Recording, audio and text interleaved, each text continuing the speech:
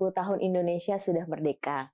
Namun kita tahu bahwa kemerdekaan itu bukan hanya kebebasan masyarakat, namun juga bagaimana masyarakat juga tersedia lapangan pekerjaan, kemudian terhindar dari kelaparan, dan juga bagaimana pengelolaan sumber daya alam kita yang juga bisa dinikmati oleh cucu ke depan. Dan hari ini kita akan membicarakan 3 hal penting yang menjadi penopang dari perekonomian kita, yaitu adalah pangan yang kokoh, ekonomi yang kokoh, dan juga laut yang lestari. Nah, itulah kenapa kita menyebutkan di episode spesial kali ini adalah Merdeka 360 derajat. Dan untuk episode kali ini kita ada di Indef. Selamat datang di Indef episode spesial 17 Agustus untuk kemerdekaan Indonesia ke-80 tahun. Dan kali ini kita sudah bersama dengan Bapak Surya Genta Akmal sebagai tenaga ahli Menteri Koordinator Bidang Pangan, dan juga Ibu Asmiati Malik selaku asisten profesor Universitas Bakri. Jadi gimana nih Mbak Caca, kita di program baru ya, ini program podcast Indef ya. Jadi kita memang mau mengumpulkan nih pakar-pakar muda gitu ya, kumpul bareng di sini ngobrol-ngobrol santai. Nah, karena ini kaitannya dengan edisi kemerdekaan, kita pengen tahu nih dari mungkin Mbak Emi nih sama Pak Genta ya nanti. Apa sih arti kemerdekaan? Bagaimana artinya untuk ekonomi dan pembangunan? Terima kasih untuk pertama kalinya. Terima kasih banyak Indef atas undangannya. Menurut saya kemerdekaan itu tentu adalah kebebasan ya. Kebebasan untuk memilih. Memilih ini bisa ragamnya banyak. Seperti misalnya memilih makanan yang kita suka, memilih baju yang kita suka, memilih pilihan politik yang kita suka, bahkan pilihan berbagai jenis lainnya. So I think that's very wide, sangat luas. Tapi sepanjang kita memiliki kapabilitas dan kapasitas untuk melakukan pilihan kita, saya pikir itulah kemerdekaan buat menurut saya. Okay. Kalau dari Pak Genta sendiri gimana Pak Genta? Baik, terima kasih banyak Bu Caca, Mbak Bila. Sebelum saya jawab apa arti kemerdekaan menurut saya ucapkan terima kasih banyak untuk Indef dan selamat untuk episode pertama podcast Indef. Menurut saya arti dari kemerdekaan menurut saya adalah sebagai orang yang saat ini bergerak di bidang pangan, yang kita target Pak Prabowo adalah swasembada pangan. Arti kemerdekaan menurut saya adalah kedaulatan pangan itu sendiri. Bahwa kita memastikan bangsa kita itu bisa mengakses pangannya sendiri, memproduksi pangannya sendiri, kemudian terjangkau oleh semua, bergizi, dan yang paling penting adalah berbasiskan dari komoditas atau kekayaan lokal yang kita punya. Jadi ketika kita berdaya di situ, dan menurut saya itu kita juga bisa dapatkan kemerdekaan yang seutuhnya. Iya. Nah, kalau kita lihat tadi Pak Genta udah bilang nih, pertumbuhan ekonomi ya. Nah, ini kan setnya adalah ingin target 8%. Nah, dengan kondisi sekarang, kita ya biasanya sih memang 5% ya, tumbuh 5%. Kira-kira tuh sudah bisa berasa nggak sih di kesejahteraan masyarakat gitu? Atau apa ya perlu didorong misalnya? Oke. Kalau sampai sejauh ini pertumbuhan ekonomi kita kan stuck di angka 5% ya. Untuk di kuartal kedua sekarang di 2025 itu 5,1 kalau nggak salah saya. Kalau kita mau baik, menurut saya angka 6% itu harus kita capai dalam waktu segera untuk kita bisa eskalasi nanti ke 8%. Jadi apakah kita bisa untuk sampai ke sana? Kalau misalnya tadi ya, geliat itu kita mulai dari desa, dimulai dari daerah, menurut saya kita bisa capai itu. Karena ini harus menjadi kerja keras dan kerja sama kita semua. Tidak bisa hanya dari satu sektor saja, pemerintah saja misalnya, yang pengen target 8% tapi tidak didukung dengan kebijakan, tidak didukung oleh pemangku kepentingan, dan kemudian masyarakat juga tidak ikut andil di dalam situ, saya pikir agak susah. Tapi ketika kerjasama, kolaborasi, menurut saya itu akan sangat mungkin sekali. Saya ibaratkan begini, Bu Caca, Mbak Bila, Bu Emi. Kalau misalnya Monas itu apinya Monas itu tidak bisa menerangi semua daerah. Tapi ketika desa-desa, lilin-lilin kecil dibangun dari desa-desa itu, maka dia akan bisa menyinari seluruh Indonesia Raya ini. Jadi terangnya lampu Monas yang di Jakarta sana belum tentu bisa menerangi seluruh negeri ini. Tapi lilin-lilin kecil yang bangkit dari desa, bangkit dari kelurahan, itu akan menjadi salah satu faktor yang juga bisa untuk mendorong. Berarti ekonomi itu harus bangkit dari desa, dan ekonomi itu harus dimulai dari tempat kecil yang kita bisa. Menurut saya ketika itu mulai bangkit, nah ini menurut saya yang perlu kita dorong bersama-sama. Nah, tadi ada hal yang menarik dari Pak Genta sampaikan ya, bahwa memang dalam untuk meratakan pertumbuhan ekonomi itu harus dimulai dari desa-desa terkecil di Indonesia. Nah, untuk bisa mewujudkan itu nih, Mbak Emi, kira-kira ada nggak ya satu sektor potensial banget nih buat nanti akhirnya pertumbuhan ekonomi bisa merata dan dirasakan oleh seluruh masyarakat? Baik, terima kasih banyak atas pertanyaannya. Pertanyaannya berat sekali. Saya akan berusaha menjawab ya. Dalam pandangan saya, kita harus melihat dulu pertama dari faktor geografis Indonesia. Pertama, kalau kita lihat luas wilayah, itu kan 71% luas wilayah kita itu kan terdiri dari air, perairan ya. Berarti kalau kita lihat dalam satu lingkaran pizza besar, itu 6 slice-nya itu adalah air, laut, dan air tawar, kemudian 2 slice-nya itu adalah daratan. Imagine kita punya rumah yang 71%-nya itu terdiri dari kolam.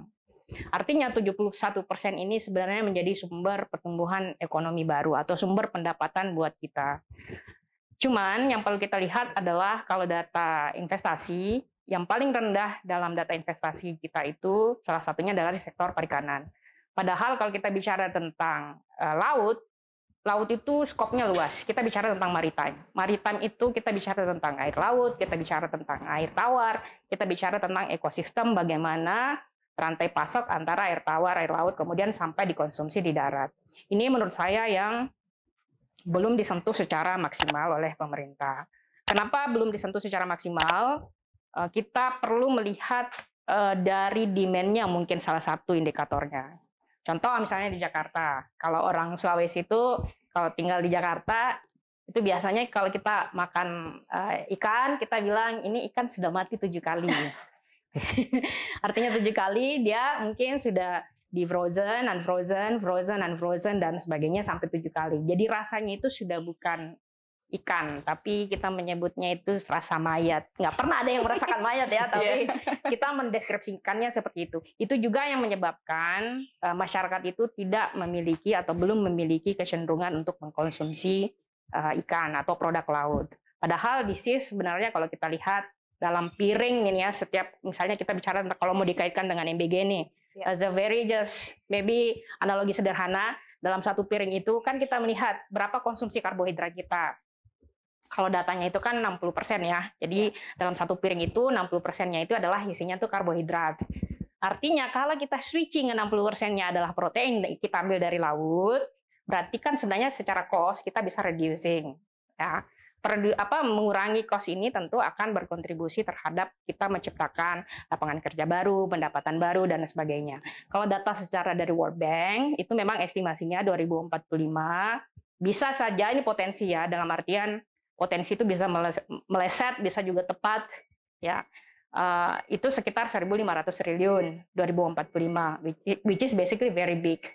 Nah, kalau kita mampu membuat arah kebijakan yang tepat dalam sektor maritim kita, saya pikir target itu sebenarnya bahkan lebih dari 8% itu bisa tercapai.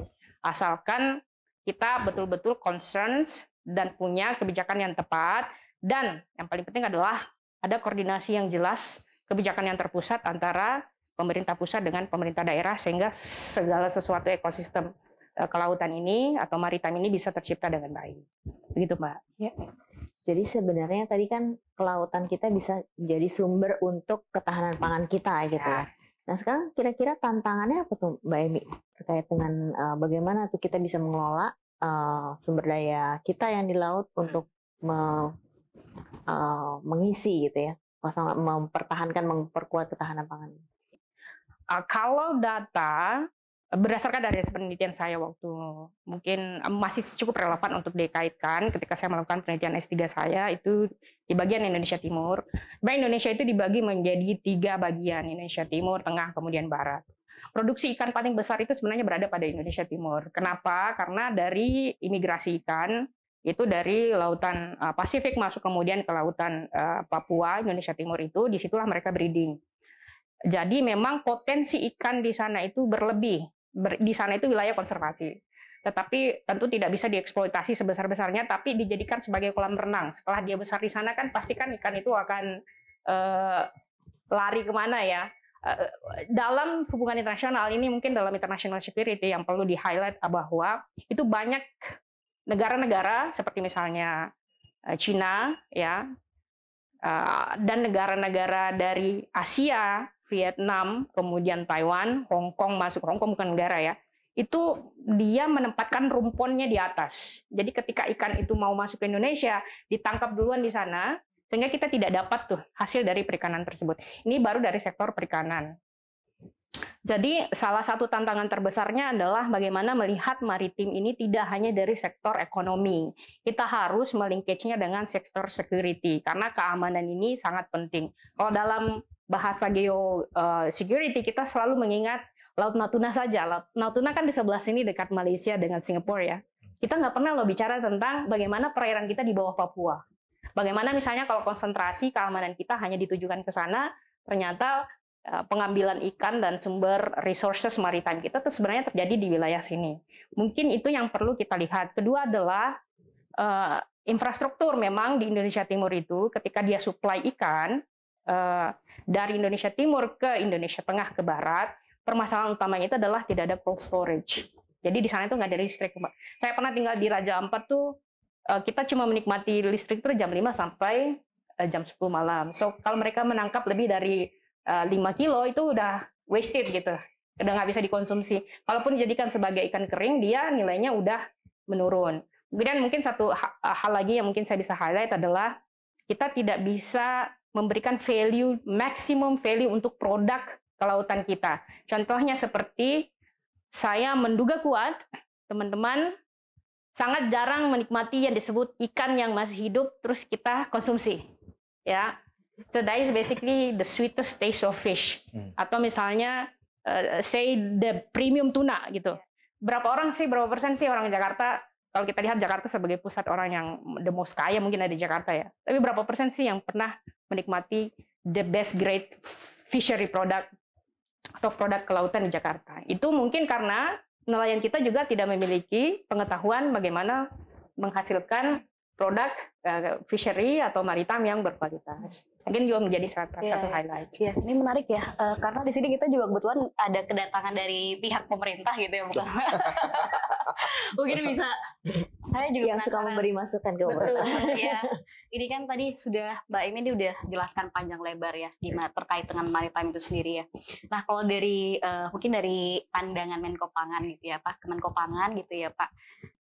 Kenapa sih bisa dari sisi maritim ini gitu ya masih banyak tantangannya gitu? Apakah ini karena kendala masalah infrastrukturnya yang masih kurang atau bagaimana? Dan kalau misalkan dengan adanya program MBG ini ya kan memang harusnya tadi seperti yang disampaikan Mbak ini bahwa perlu ada protein substitusi gitu ya, dari kalau kita biasanya makannya pakai ayam doang untuk di MBG, harusnya bisa juga nih pakai dari protein yang ada di laut gitu. Gimana Pak?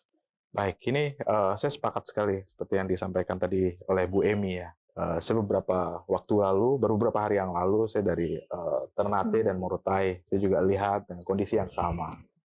Samudra Atlantik di depannya, Bu Emi. Tuna langsung ditangkap dari sana fresh from the sea, from the ocean. Nah, dan kita rasakan itu memang betul-betul manis sekali, bagus, enak sekali. Tetapi itu kalau dia dibawa ke daratan yang jauh dari daerah pesisir, ya matinya bisa 2 kali, 3 kali, 4 kali, 7 kali. Yang tadinya enak jadi hambar gitu toh rasa ikannya.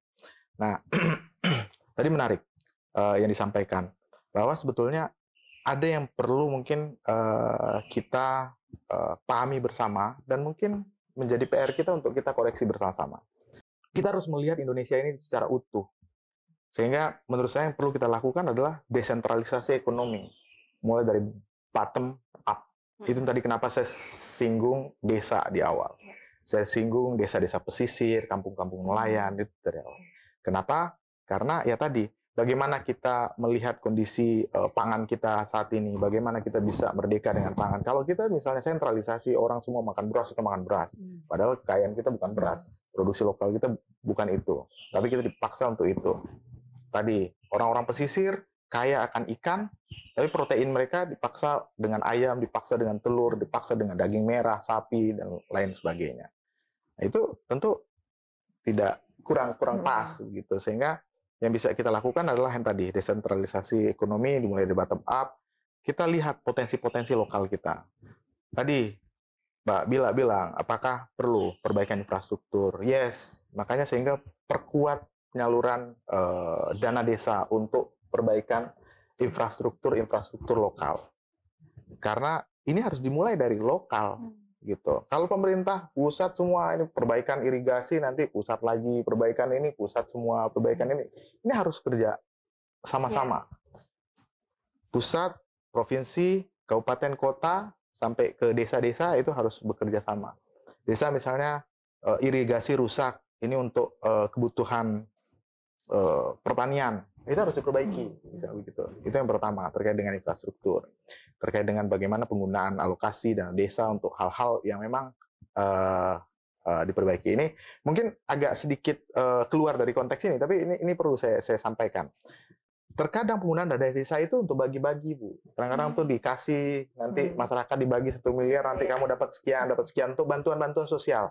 Jadi rakyat kita itu diajarkan untuk selalu menerima manfaat saja. Nah, ini harus diubah.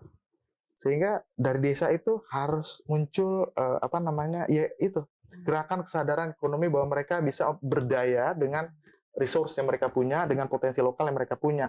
Ini juga bisa mendukung nanti program makan bergizi gratis gitu. Desentralisasi, nggak bisa disamakan, nggak bisa semuanya disamakan. Misalnya dapur dan segala rupa jangan dibuat dari baru, semua harus memanfaatkan yang ada, hybrid begitu. Nah, sehingga ya tadi potensi penerima manfaatnya juga akan lebih luas, lebih banyak, dan kemudian potensi lokal terserap, geliat ekonomi dari desa itu mulai muncul, sehingga itu tadi lilin kecil ini mulai menyala kecil-kecil, nanti dia akan menerangi banyak hal. Menurut saya itu yang menjadi concern kita agar eskalasi ekonomi dari bottom up ini menjadi salah satu langkah yang mungkin perlu kita lakukan bersama-sama. Dan ini tentu perlu kerjasama dengan semua pihak, perlu dukungan dari semua pihak. Nah, terkadang kan kebijakan-kebijakan dari pemerintah ini ya juga tidak lepas dari kritik dari masyarakat. Ini salah, ini benar, ini didukung, ini tidak begitu ya.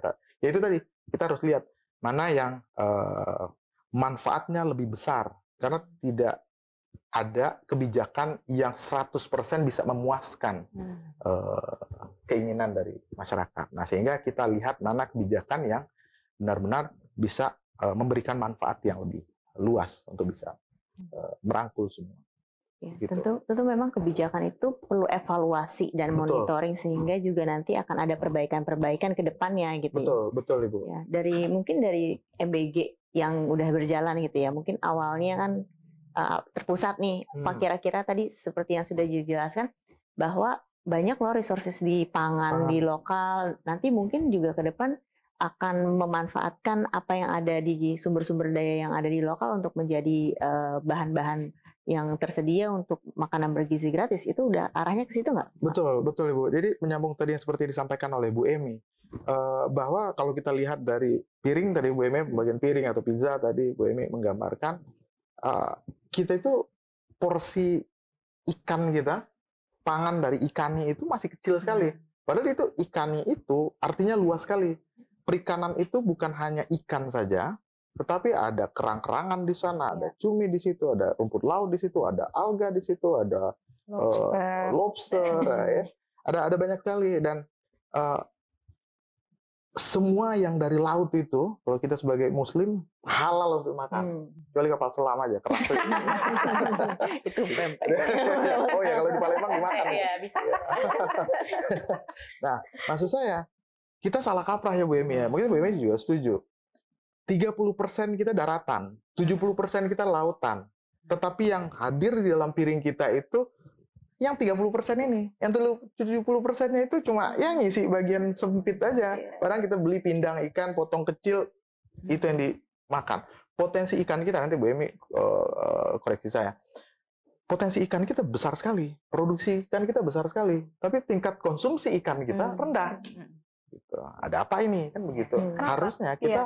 Harusnya kita kan mengkonsumsi yang lebih banyak itu panganan dari ikan itu, begitu. Sebagai orang yang tinggal di negara kepulauan, negara maritim, saya pikir pangan yang tepat untuk orang Indonesia adalah yaitu nenek moyangku orang pelaut katanya kok ya. Makanannya sapi ya. Harus ada konsumsi seafood gitu ya. Iya, betul. Kenapa bisa gitu Pak? Apakah karena mungkin kita dari dulu terbiasa dengan makan makanan hewan di darat gitu, atau mungkin ada faktor lainnya gitu Pak ternyata? Ya, pertama mungkin juga faktor kesukaan seperti mungkin ya, atau faktor ya tadi seperti tadi Bu Emi sampaikan bahwa ikan itu ketika sampai ke daratan yang jauh dari daerah pesisir itu kan rasanya udah beda, Mbak. Iya. Orang pegunungan mungkin belum pernah merasakan, apalagi belum pernah ke pantai, belum pernah merasakan ikan itu sebetulnya sangat enak sekali. Misalnya ikan tongkol yang dibawa ke sana, mungkin ikan tongkol yang dibawa itu ikan tongkol yang sudah sudah lama sekali. Jadi ketika makan tongkol alergi karena sudah ada bakteri yang nempel. terproduksi di ikan tadi karena dia sudah mulai ini kan membusuk dan segala rupa. Apakah ikan-ikan itu sehat? Bangkai ikan masih bisa dimakan. Tetapi sampai berapa lama proses dia untuk pembusukan itu masih bisa ditolerir dan kita bisa konsumsi. Itu kan ada batas waktunya. Kita nggak bisa konsumsi. Karena terkadang yang di daerah, yang jauh dari daerah pesisir, itu mereka sudah mengkonsumsi ikan yang rasanya tidak enak. Nah, apalagi kita, mohon maaf, hilirisasi terkait dengan produk-produk perikanan kita juga masih rendah sekali ya Bu Emi ya. Jadi ikan kita itu kalau nggak dipindang, kalau nggak diasap, kalau nggak kalau nggak digulai, kalau nggak dibekukan ya stop sampai di situ gitu. Sedangkan di luar sana sudah banyak itu ada fish and chip ya, ada keripik tuna, ada snack-snack kudapan dari hasil-hasil laut. Jadi bahan topping untuk snack dan segala rupa dibuat menarik sekali sehingga ikan-ikan mereka itu bisa dikonsumsi dengan rentang waktu kapan saja gitu, ikan-ikan kaleng dan segala rupa. Saya pikir itu mungkin yang jadi salah satu penyebab kenapa kita konsumsi ikan kita itu masih rendah. Pertama ya tadi faktor kesukaan, kedua tadi hilirisasi produk-produk perikanan kita, penanganan, handling perikanan kita. Mbak Bila sering tuh ya ke daerah Indonesia Timur, gimana ketika ikan ditangkap dari laut kemudian ditaruh di tempat peneranan ikan, kan wush gitu kan, selesai, kemudian nanti pakai yang serok gitu kan, dibagi-bagi, kemudian baru ini. Nah, maksud saya itu kan juga akan merusak kualitas ikan, toh. Jadi saya pikir tadi Bu Emi juga bilang di daerah Indonesia Timur listriknya nggak ngangkat gitu loh. Ada cold storage besar, bagus, sudah dibangun, tapi listriknya nggak kuat buat ngangkat listrik cold storage itu, gimana? Gitu. Tadi ada beberapa daerah yang juga masih terbatas akses listriknya. Jadi saya pikir itu akan jadi penghambat juga, sehingga akan jadi banyak food waste. Jadi sampah makanan yang harusnya kita bisa konsumsi malah nggak bisa kita konsumsi, padahal kita udah tangkap itu ikan. Jadi saya pikir mungkin itu juga jadi masalah juga. Kalau kesejahteraan kalau kesejahteraan nelayan gimana, Mbak Emi? Kira-kira mengapa sampai saat ini nelayan tuh masih menjadi mungkin profesi yang menghasilkan pendapatan yang tidak cukup gitu ya, padahal kan kita juga tadi resources-nya banyaknya di laut gitu. Baik, mungkin salah satu faktor yang menyebabkan nelayan itu belum berkembang adalah pertama mungkin secara sederhananya kita harus bagi dulu nelayan itu jadi 3. Jadi ada nelayan kaya, nelayan borju, kemudian nelayan menengah, kemudian ada nelayan kecil. Sebenarnya proporsi paling miskin itu adalah nelayan kecil. Nah, siapa nelayan kecil ini? secara praktik itu adalah nelayan yang punya boat kecil tuh, yang di bawah 1 gross ton. Jadi tangkapannya itu juga dia nggak bisa banyak. Kalau udah lebih daripada 15 kilo itu udah agak berat. Karena pertama jangkauan dari pesisir kemudian ke laut itu terbatas. Biasanya kalau tergantung musim ya, karena kan nelayan itu juga musiman. Ada musim ombak, kemudian musim teduh. Ketika dia musim ombak tentu kapal kecil ini dia nggak bisa berlabuh agak jauh. Maksimal biasa 5 kilo. Kalau musim ombak kalau udah lebih daripada itu biasanya ada istilah tuh di nelayan tuh, kalau itu tidak aneh kalau ada setiap tahun ada orang yang hanyut karena nelayan ini cari ikan. Jadi permasalahan utama dari nelayan itu adalah komponen biaya produksi 70% itu dari BBM. Nah, kalau dia kembali ke sini, dalam artian dia kembali ke pesisir, artinya dia harus bisa mencukupi dari biaya produksi yang dia keluarkan. Nah, permasalahan utamanya adalah ketika dia tangkap ikan nih, misalnya dia tangkap ikan 5 kilo, dia jual di pesisir. Pertama adalah kita harus lihat seasonnya. Tidak semua ikan itu seasonnya sama. Kemudian dilihat dari misalnya di musim hujan nih, di wilayah pesisir nih. Kita lihat marketnya, apakah masyarakat mau ke pasar untuk beli ikan. Kemudian kedua adalah gimana ketersediaan esnya, apakah ada. Nah, kapal-kapal kecil ini kalau dia ke laut tentu dia cold storage kecilnya itu juga kecil gitu. Artinya kan dia nggak bisa last longer. Artinya kalau ikan sampai di pelabuhan nelayan itu harus segera dijual. Kalau enggak dia menjadi waste atau harus dia daur ulang atau diproses lagi menjadi ikan kering. Nah ini yang kemudian nilainya menjadi turun. Kalau mereka model nelayan kecil ini survival, dalam artian hanya sekedar untuk hidup, ya pasti lingkaran kesejahteraannya nggak akan bisa tercapai. Faktualnya adalah kalau kita lihat masyarakat nelayan itu, keluarga nelayan itu biasanya anaknya banyak, sementara pendapatannya kecil. Istrinya artinya itu saya nggak tahu Pak, hanya Tuhan dan nelayannya yang tahu. Nelayan yang tahu. Ya. Nah, kalau dia keluarganya banyak, tentu ya pasti dia distribusi pendapatannya, income-nya kan jadi terlalu banyak ya, dan terjadilah yang disebut dengan poverty caused by income distribution. Jadi mungkin masalah utamanya itu adalah pertama memang dia pemodalannya nggak ada. Kalau misalnya secara quote and quote mereka memang bisa mengajukan pinjaman ke bank, tapi kita kalau misalnya secara logika sederhananya aja, kalau bank nih ada nelayan datang mau minjem uang, meskipun bisa, pasti tidak akan semudah bahwa saya akan berikan pinjaman. Karena tidak ada kolateralnya. Dan nelayan itu terutama nelayan yang tinggal di pinggiran, bukan di pantainya, tapi di atas laut. Itu kan tidak memiliki sertifikat tanah. Gitu. Jadi mereka tidak bisa ke laut kemudian menggadaikan menggunakan, tidak ada kolateralnya. Artinya mereka tidak bisa dapat bantuan secara finansial. Jadi mereka akan circle-nya di situ, Mbak. Kemudian yang kedua yang tadi nelayan menengah ini. Nelayan menengah ini kita yang di atas 30 JT itu biasanya yang miskin itu adalah awak kapalnya, yang kemudian nelayan-nelayan yang bekerja pada pemilik kapal ini. Itu kan secara contoh analogi aja ya, itu kebanyakan di Indonesia Timur itu nelayannya berasal dari Makassar, kemudian Sulawesi Tenggara, itu melayani ke Papua, perairan Papua. Itu mereka bisa sebulan, terus bawa nanti produk perikanannya ke Makassar, atau biasa lari ke Manado atau dijual di Sorong. Nah itu kan takes 1 month. Itu kita bisa melihat bagaimana awak kapal ini gimana bisa sejahtera kalau prosesnya aja itu sangat lama. Nah kalau yang pemain kakap ini, nah inilah yang kaya raya sebenarnya. Itu yang kapalnya tuh di atas. Udah kita lihat, itu pernah ada nelayan yang cerita kepada saya tuh yang di Indonesia Timur ya. Ada kapal yang dia tangkap ikan hiu aja. Wow. Terus siripnya kan cuman yang siripnya diambil. Itu badannya kan dibuang ke laut. Itu kata dia itu lautan itu menjadi putih. Saking banyaknya ikan yang ditangkap oleh kapal itu. Ini cerita nelayan ya. I don't know basically is a fact or not. Mungkin seperti itu. Jatuhnya kan eksploitasi sumber daya alam yang ada di laut tuh ya. Gimana sih prosesnya supaya kita tetap bisa konservasi laut dari mengambil sumber daya alam itu gitu? Ini pertanyaannya berat banget, Mbak. Tidak ada model yang sederhana ya. Dalam artian begini, sebenarnya setiap kapal itu kan dia wajib menyalakan, mungkin bahasa sederhananya adalah lokasi kapalnya ada di mana supaya bisa dimonitor. Tapi kita tidak memiliki teknologi atau belum memiliki teknologi yang bisa langsung melihat.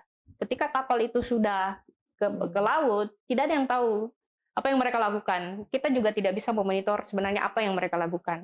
Apakah dalam kasus illegal fishing itu yang ditangkap itu bukan saja produk lautan, tetapi juga kayak misalnya perdagangan manusia, slavery, kemudian binatang-binatang yang eksotis itu terutama di wilayah Indonesia Timur itu diperdagangkan. Nah, ini susah dimonitor jika kita selalu memisahkan stakeholders maritime ini dalam box-box yang begitu banyak pemainnya. Kalau dalam bahasa orang maritim itu biasanya di laut itu rajanya banyak. Gitu. Raja-raja kecilnya banyak, raja-raja besarnya banyak. Begitupun kalau kita lihat dalam sektor kelembagaan, ada Kementerian Kelautan dan Perikanan. Tapi dalam konsep kebijakan itu biasanya selalu berpisah. Belum dikaitkan antara maritim dengan security perspektif, keamanan. Kalau ini dikawinkan dengan baik, saya pikir tentu aspek sustainability-nya itu bisa lebih mudah kita dapatkan ke depan. Ini menyambung ya, Pak Genta ya, bahwa tadi disampaikan Mbak Eni bahwa kita harus ada mungkin pengkawinan antara dengan perikanan juga dengan ketahanan gitu ya. Nah, mungkin dari sudut pandang Pak Genta sendiri, gimana sih melihat dengan adanya mungkin kita sering melihat ada konflik gitu ya, konflik di pemanfaatan ruang laut ya, biasanya untuk pariwisata lah, buat industri, atau mungkin untuk nelayan yang menangkap gitu ya. Kira-kira dari sudut pandang Bapak gitu, dari pihak pemerintah gitu mungkin ya. Gimana nih melihatnya dan apa yang mungkin menurut Bapak kira-kira solusinya seperti apa? Ya. Baik, makasih Mbak Bila, Bu Caca. Menarik, seperti tadi saya menyimak sekali apa yang disampaikan Bu Emi ya. Tadi ada pemanfaatan ruang laut, ada konflik situ, ada banyak raja-raja kecil, raja-raja besar yang menguasai ya di sana. Yang menarik tadi terkait dengan bagaimana nelayan-nelayan kita. Saya ulas dulu sedikit saja, mungkin saya ingin menambahkan sedikit saja Bu Emi ya. Silakan. Masalah nelayan kita itu tadi ya sangat kompleks sekali. Ini sama juga dengan yang pertanian, bahwa minat di petani, minat di nelayan itu rendah. Kenapa? Apalagi di nelayan, rendah sekali. Kenapa? Uncertainty-nya tinggi sekali. Itu yang disampaikan Bu Emi tadi. Ketidakpastiannya tinggi sekali. Makanya bank juga susah kan. Mau harga kapalnya miliaran rupiah juga nggak akan mau bank kasih ini. Oh, saya jaminkan kapal saya. Nggak bisa, kapalmu nanti tenggelam gimana kan? Susah. Jadi uncertainty itu tinggi sekali kalau di laut. Sehingga ya itu tadi. Nah, sehingga tadi yang nelayan tadi, kita kehilangan banyak sekali penurunan nelayan dan petani kita. Petani yang real petani kita nggak ada loh. Yang petani yang memiliki lahan ya. Biasanya pekerja tani ya, buruh tani ya. Nelayan, anak buah kapal ya. Tapi dia bukan pemilik kapal. Pemilik kapal itu tinggal di rumah bagus. Yang kerja di sana ya anak buah kapal. Kaptennya bukannya punya kapal. Jadi nanti pembagiannya juga sama ya Bu Emi ya. Nah, itu yang jadi juga masalah. Pembagian kapal itu luar biasa loh ininya. Jadi kalau kita tahu nanti kapten dapat berapa, nanti sisanya sekian persen itu untuk anak buah kapal. Anak buah kapalnya ada berapa dibagi sekian. Itu belum lagi untuk biaya produksi ya, biaya melaut dan segala rupa dipotong semuanya. Sehingga besar sekali cost untuk di sektor perikanan kelautan itu. Nah, sehingga itu yang harus kita perbaiki itu. Nah, kemudian menyimbangkan eksploitasi laut. Nah, ini nanti masuk ke konflik bagaimana konflik penataan ruang laut. Bagaimana menyeimbangkan dan bagaimana agar konflik ini bisa disolusi dan bisa diatasi dan apa solusinya? Untuk menyeimbangkan ini, Bu Caca, kita bisa menggunakan pendekatan Blue Economy Framework ya. Kita buat nih, kalau misalnya tadi ya, kita buat misalnya daerah konservasi 30% saja di daerah perairan itu, kita udah ada WPBWP ya, wilayah pengelolaan perairan Indonesia. 30% untuk wilayah konservasi. Sembari, konservasi ini kan berarti nggak boleh diganggu ya, nggak boleh ditangkap dan segala rupa. Nah, kemudian sisanya kita sambil memanfaatkan dengan smart aquaculture di zona-zona pemanfaatan yang lain, yang bukan di zona konservasinya. Ikan di Indonesia itu bisa tumbuh dengan baik. Indonesia ini jadi tempat bermainnya oleh semua jenis makhluk perairan. Penyu itu semuanya kita kaya dengan spesies penyu kita. Kita kaya paus juga. Wah, paus itu tempat berliburnya mungkin di Indonesia Raya ini gitu. Tuna itu mulai dari kecil sampai besarnya di Indonesia gitu. Kemudian nanti ketika dia mulai remaja dia baru beranjak untuk besar ya ke laut arah Jepang. Jadi saya pikir Indonesia ini kaya sekali dan kemudian potensi sumber daya lautnya tinggi sekali, sehingga tadi bahwa ada yang harus dikonservasi, mana daerah-daerah yang tidak boleh dilakukan penangkapan, yang harus dikonserv di situ.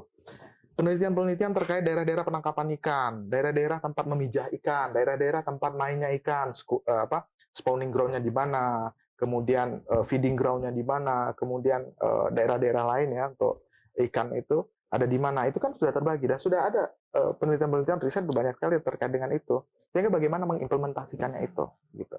Nah, kemudian berikutnya adalah yang bisa kita lakukan, misal contoh kayak di MPA ya, Marine Protected Area yang ada di Raja Ampat misalnya.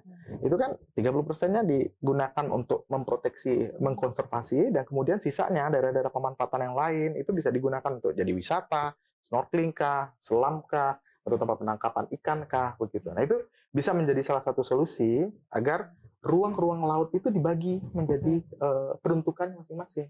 Jadi bukan berarti laut itu bebas akses ya. Laut memang open access, tapi laut tidak bisa diakses secara serampangan. Sama kayak misalnya saya di rumah saya open untuk semua orang, boleh semua masuk. Indef bisa semuanya masuk. Tapi kalau semuanya masuk kemudian ngambil buku ini, ngambil buku itu, itu berantakan toh ya. Jadi itu yang perlu kita jaga bersama, sehingga ya tadi dengan penataan dan pengelolaan ruang laut, jadi Blue Economy Framework itu bisa diimplementasikan dengan baik. Bu Caca, Bu Bila, Bu Emi, saya pikir ini akan baik sekali. Jadi mana yang bisa dikonserv? Karena kan konservasi itu bukan berarti ini ya. Konservasi itu bukan berarti kita nggak boleh nangkap sama sekali, enggak. Iya. Imbang toh. Dengan untuk apa ya tadi? Untuk memastikan keberlanjutan. Gitu. Jadi kalau dia berlanjut ya kita masih bisa makan ikan di kemudian hari. Oke, kita udah di penghujung ya. Diskusi nih Mbak Caca ya, gimana nih? Mungkin kita mau denger nih, kan Indonesia ulang tahun ke-80 kemerdekaan. Harapan nih dari Mbak Emi, dari Pak Genta untuk aspek ekonomi kita, pemanfaatan tadi laut, dan juga mungkin untuk sisi ketahanan Indonesia, baik itu dari sisi tadi maritim security dan juga ketahanan pangan. Mungkin silakan dari Mbak Emi dulu. Baik, mungkin yang ingin sekali saya sampaikan ya adalah pertama, membangun bangsa itu tidak hanya dari pemerintah. Kita tidak bisa membebankan semua tanggung jawab itu kepada pemerintah. Masyarakat semua harus ikut serta. Mungkin sebagai contoh sederhana saja, kita bicara tentang tadi sektor perikanan dan sebagainya. Tapi secara data itu sebenarnya laut pesisir kita itu kan sudah rusak ya. Rusak dalam artian kan kalau dia pesisir artinya ikan itu kan hidupnya di koral. Kalau pesisirnya rusak artinya koralnya rusak, artinya ikannya, rumah ikannya nggak ada.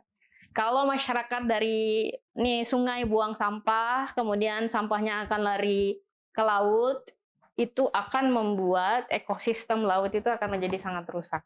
Jadi bagaimanapun pemerintah berusaha untuk membersihkan laut, kebijakannya seperti apa, tapi kalau kita merusaknya secara berjamaah, saya menyebutnya berjamaah ya, karena Indonesia itu memiliki sungai serba ada. Anda cari spring bed ada, pampers ada, semuanya ada. Bantal ada. Jadi itu kan nggak mungkin dia hilang secara simsalabim ya, pasti kan ada proses. Karena itu merdeka itu tidak bisa kita bebankan tanggung jawab kepada pemerintah saja, tapi juga kita harus berkontribusi besar terhadap membangun bangsa dan negara kita. Jangan sampai kita tahu mengambil hak, tapi kita tidak tahu kewajiban kita. Mungkin seperti itu. Siap. Silakan Pak Genta, harapannya. Ya, sebagai orang yang mencintai Indonesia secara tulus, sebagai orang yang lahir di Indonesia,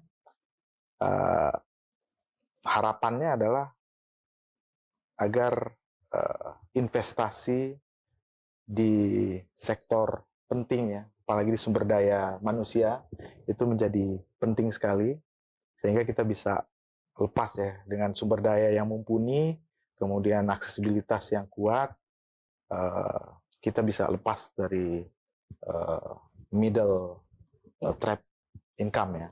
Jadi saya pikir itu yang perlu disepakati. Dan kemudian kita juga harus bijak. Bijak secara ekonomi agar terlepas dari hutang. Ini kita nih hutang itu mulai dari terkecil sampai negara atau dari masyarakatnya sampai ke negara, terlilit pinjol. Itu kalau ada film baru tuh yang adaptasi dari film Korea itu, saya nggak sebut di sini nanti. Tapi saya pikir itu gambaran Indonesia secara utuh. Sehingga bagaimana Indonesia bisa terlepas dari lilitan kebutuhan ekonomi karena kepentingan perut. Ya.